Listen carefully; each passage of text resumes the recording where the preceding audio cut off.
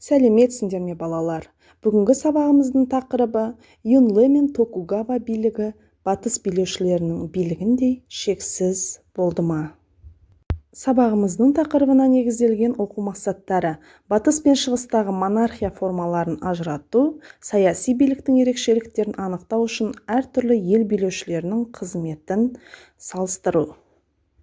Балалар, 581 жылы Қытайда біртұтас феодалдық мемлекет құрылды.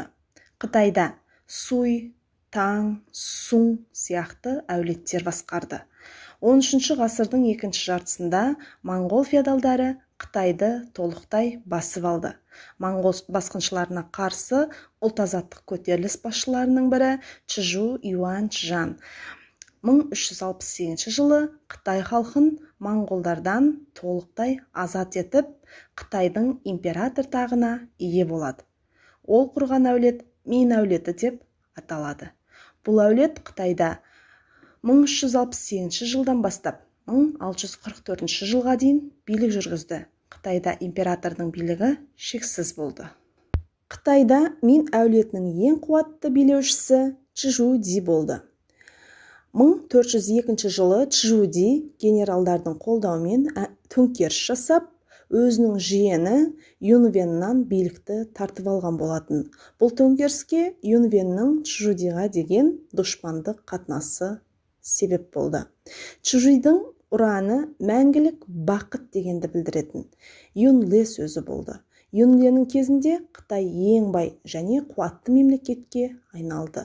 Онда қолөнер мен сауда және ауыл шаруашылығы ерекше дамыды.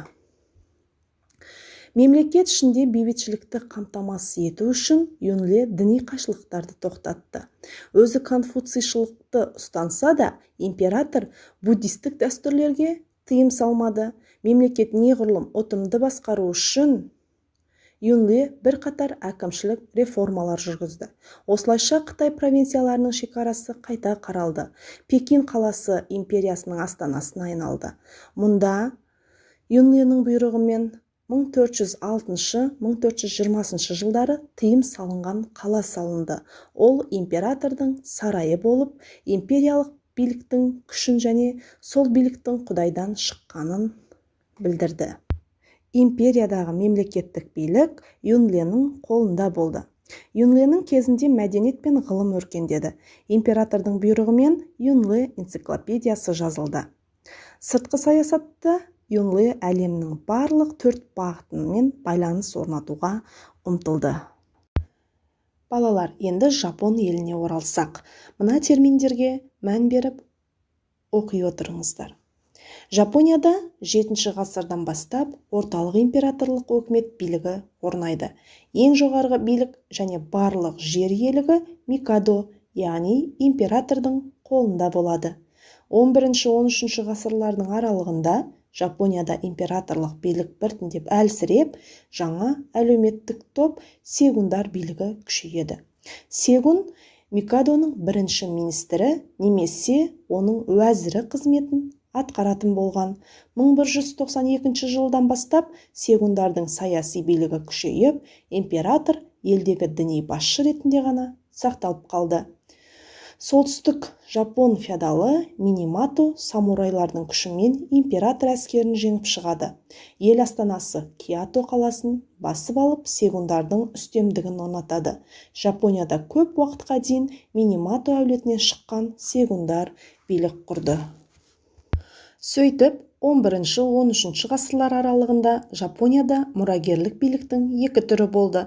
Бірі императорлық, екіншісі сегундық. Мемлекеттің басында сегун тұрды. Ол әскери өкімет басшысы әрі самурайдың қолбасшысы болды.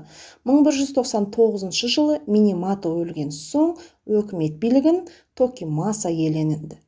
Жапонияда әскери феодалдық мемлекет құрылады. Осы уақыттан бастап елді біртұтас мемлекетке айналдыру ісін Нобунага және Хидеоси сияқты феодалдар жалғастырды. 1598 жылы Хидеоси өлгеннен кейін Жапонияны біріктірумен Токугава айналысты. 1603 жылы ол елді біріктіруді аяқтап, сегун деген атақ алады. Токугава әулетінің сегундары Жапонияны 265 жыл биледі. Сонымен балалар, Жапонияда бір орталыққа бағынатын мемлекет орнағаннан кейін елге шетелдіктердің келуіне тыйым салынды. Европалықтардың Жапониядағы істеріне үзілді-кесілді шек қойылды.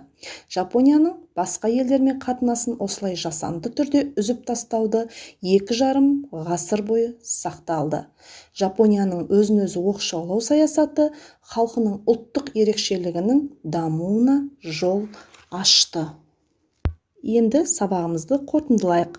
Юнлэ мен Токугава билігі батыс билеушілерінің билігіне қаншалықты ұқсас болды деген сұраққа кем дегенде 2 сөйлеммен ой түйіндеп жазыңыздар.